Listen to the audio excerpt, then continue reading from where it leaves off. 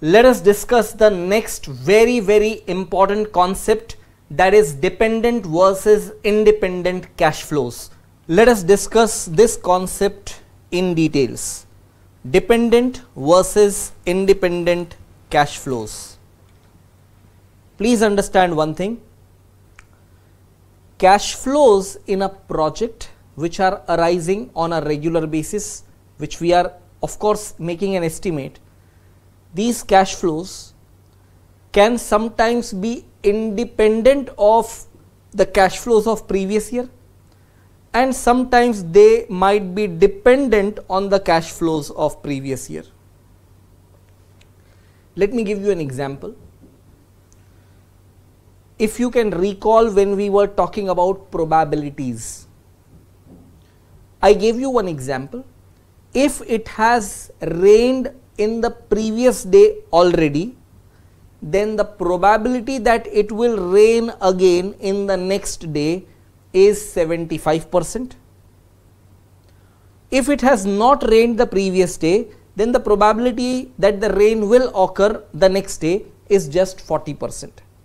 That means whether rain will occur the next day or not depends upon whether it had rained previously, in the previous day or not.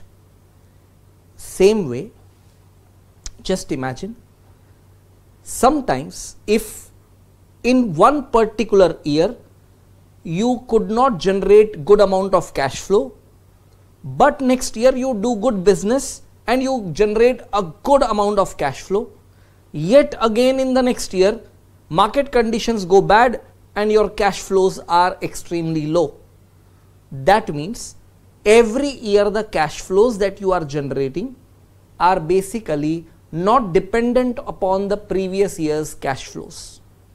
We call these cash flows as independent. That means each year there can be any amount of cash flows that may arise. Cash flows are not dependent. On the other side, if I say that if cash flow in first year is 1 lakh, cash flow in the next year will be 20% more than the cash flow of previous year.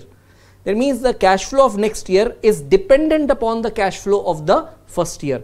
If I say cash flows will grow each year at 5%, what does that line mean? That cash flow of any particular year is dependent upon the cash flow of previous year. So looking at the information, you should be having clarity about whether the cash flows are dependent or the cash flows are independent. Now, how to deal with this scenario, that is something extremely interesting. It is very simple also, but only request that I will put forward is keep a lot of patience while dealing with this segment. Okay, don't lose patience. It will take time for you to have a complete developed understanding. Once you develop that understanding, it will be smooth, easy going. So right now what I want you all to do is take a calculative example. Throughout that example, I will explain you not only how to solve question, but also each and every tiny bit of concept involved therein. So make sure that as and when I am discussing things with you, you first develop the clarity and then do the writing work. Don't try to do both at the same time. So when I am explaining something and parallelly showing you something on screen, don't try to write at that time. I'll give you separately some time to note down everything, and then only we shall move ahead. So please pay attention on the screen. I'll tell you which is the next question that we need to cover up, and the next upcoming question is a very important question, that is question number 15. What I'll do first is let you spend a few minutes with this question. Read this question and try computing the first part on your own. First part is not new for you in this question. It is something that you have done already. Please try answering the first part quickly. So if you have taken your time and attempted the calculation, Let us check whether you were correct or not. So the first part of the solution, expected NPV using EVCF, for that you have to compute EVCF in the first order. EVCF comes to 6600 and it will be same EVCF for both the years, correct? Same EVCF for both the years. So we can apply annuity factor of rupee 1 for 2 years at 10% comes to 1.7355, and when you multiply 6600 with 1.7355, what you get is 11,455. Initial cost of the project is 10,000. So what you get as expected NPV is 1,455. So if your answer is 1454, it will be just maybe 1 rupee of rounding off difference, which is clearly acceptable, not to worry on that. So beta, I strongly believe that no one has a problem with this part of the calculation. Now let me take you back to the question where we are dealing with the second part, where the cash flows are going to be independent. So how exactly you are going to deal with it, let us see. So I am taking you back to the question. Here is that question. See what is given, second part of the question. So mainly what you were required to do is, you were required to determine expected NPV, first part of the question using EVCF, that you have already done, and there is nothing complicated about it. Now again you are required to determine expected NPV through separate NPVs of each possible outcomes. Pay attention on the second part of the question. You are required to compute separate NPVs for each possible outcome, and through that you have to compute expected NPV. And here they have asked you to assume that cash flows are independent over time. How to deal with this situation is something very important. Please pay attention to what I am saying. In the first year, what could be two possible values of cash flows that you can get? In the first year, what are the two possible values of cash inflow that you can get? Either 9,000 or 3,000. We have two estimates, right? It can be either 9,000 or it can be 3,000. First tell me, are we clear with that point, that either the cash flow estimate will be 9,000 or it will be 3,000? Now, when you have two possible cash flow estimates, and suppose in the first year you got 9,000, again in the second year, because the cash flows are independent over time, they are not dependent on the previous year's cash flow. So the cash flow in the second year can again be either 9,000 or 3,000. So just imagine, there can be multiple possibilities, that first year 9,000, second year also 9,000, first year 9,000, second year 3,000. What happens if first year it is 3,000, again in the second year it can be anything, either 9,000 or 3,000.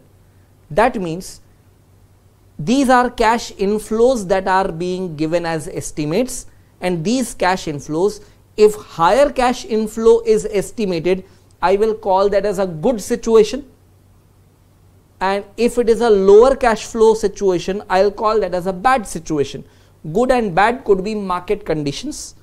So if I plot it as different possible paths, I would say there can be four possible paths: path 1, path 2, path 3 and path 4. Path 1, where both the years good outcomes happen. Path 2, first year good, second year bad. Path 3, first year bad, second year good. Path 4, bad in the first year, bad in the second year. In short, the four types of paths what we will get will be good bad, bad good and bad. So do you all agree that there can be 4 different possible situations? The question is asking us to compute NPV of each possible outcome, assuming that the cash flows are independent over time, and then make the calculation. So how to present it as a solution? I have explained you a bit of it. While presenting the solution on screen, I'll show you elaborately how exactly you have to deal with this part, and let us look into that solution. Second part, expected NPV assuming cash flows are independent over time. Be careful while you are writing this part. First understand, you are initially starting with the 0 year where cash flow is negative 10,000. This is nothing but the initial cost of the project. From here, if a good situation occurs, probability of which is 60%, it can give you 9,000 of cash flows. If a bad situation occurs, probability of which is 40% or 0.4, it will give you 3,000 of cash flow. Again, from year 1, when you already got a good situation and you already got a cash flow of 9,000, again 2 possibilities can occur. Either it can be a good situation and again giving you a cash flow of 9,000. So first year good, second year good, both the years you are getting 9,000. We are declaring this as path 1. First year good, second year bad. So cash flow in the first year is 9,000, cash flow in the second year is 3,000. We are identifying this as path 2. Then first year bad outcome, second year good outcome. That means cash flow in the first year is 3,000, but cash flow in the second year is 9,000. We are calling this combination as path 3, and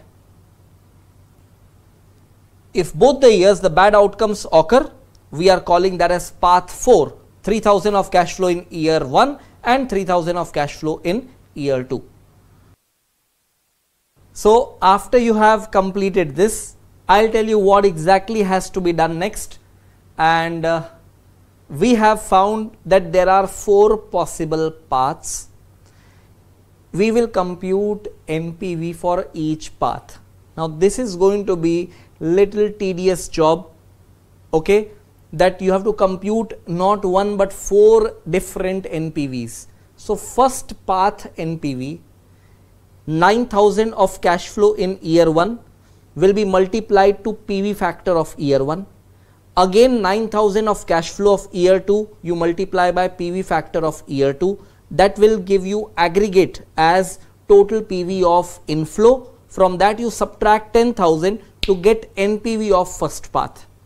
When you go to the second path, combination is good bad, so it will be 9,000 of cash flow in the first year multiplied to PV factor of first year, then 3,000 of cash flow in second year multiplied to PV factor of second year, and then take the total PV of inflow. From that again subtract 10,000 to get the net present value of that path. So theoretically I have explained you how to compute NPV of each of the 4 paths. Now let me show it by presentation over here on screen. That because it is simple, the moment I show you, you will understand it for sure and you need to write down. However, before I do that, I have to introduce concept of joint probability.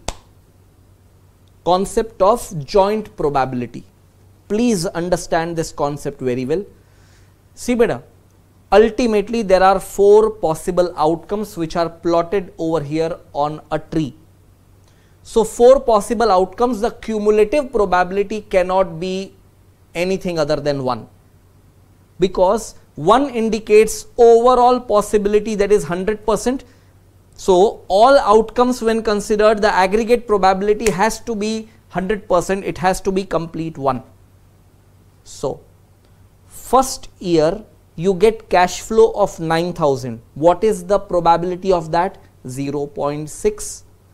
From there you have another probability of 0.6 of getting good outcome and 0.4 of getting bad outcome. So probability that your combination will be good and good will be 0.6 into 0.6, that comes to 0.36.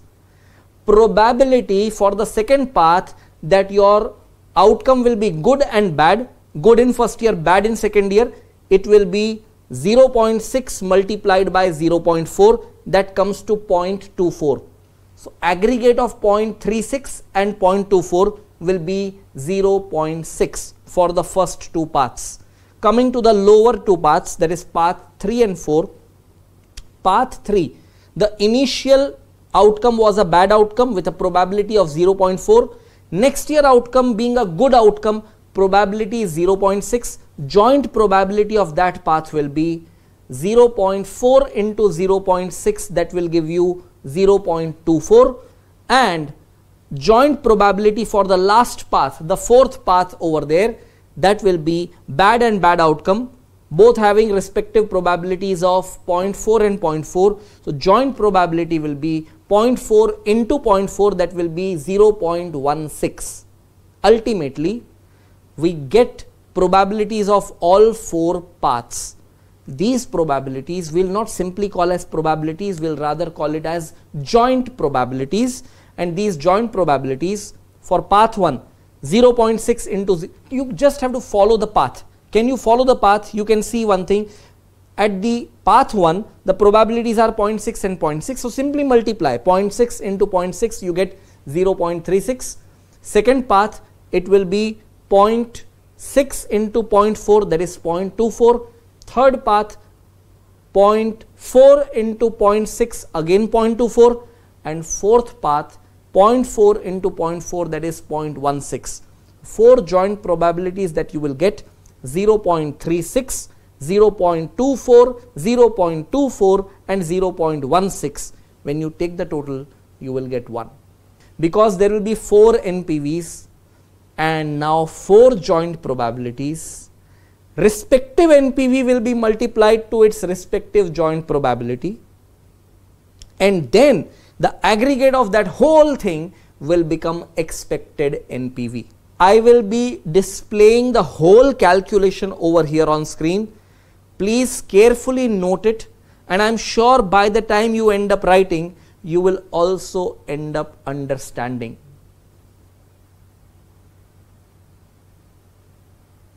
Look at this table. Path 1, its joint probability 0.6 into 0.6, that will be 0.36. For computing its NPV, both the years cash flows are 9,000 and 9,000, but the PV factors what we have taken are respective PV factors for year 1 and year 2. From that we have subtracted 10,000 to arrive at NPV. So NPV of path 1 is rupees 5,620. Similarly, NPV of path 2 will be 661. NPV of path 3 will be 165, and NPV of path 4 will be a negative NPV of 4,793. Better do one thing. First understand for one more minute and then you start writing. First understand for one more minute. So what happens? First path, the NPV is 5620, which will be multiplied to its respective joint probability of 0.36. Second path, NPV 661, which will be multiplied to its joint probability of 0.24. Third path, NPV 165, will be multiplied to its joint probability of 0.24. And last path, fourth path, NPV negative 4793, will be multiplied to its joint probability of 0.16, and the aggregate when you take for each of these final product values, you will be getting expected NPV, and you will be surprised to see you will get the same expected NPV which you already got earlier. So EVCF approach is such a quick approach. This different path identification is going to take little longer time. What you just need to do is deal with the third part of the question, which is going to be very simple. In fact, it will be solved exactly this way, but there will be cases of dependent cash flows. So what will happen when the cash flows are dependent over time? There will be only two paths. One is 9,000 of cash flow both the years, and one will be 3,000 of cash flow both the years. So it is either complete good or complete bad scenario.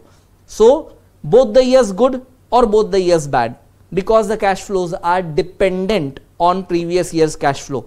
If previous year's position was good, current year also it will be good. If it was bad, again it will be bad.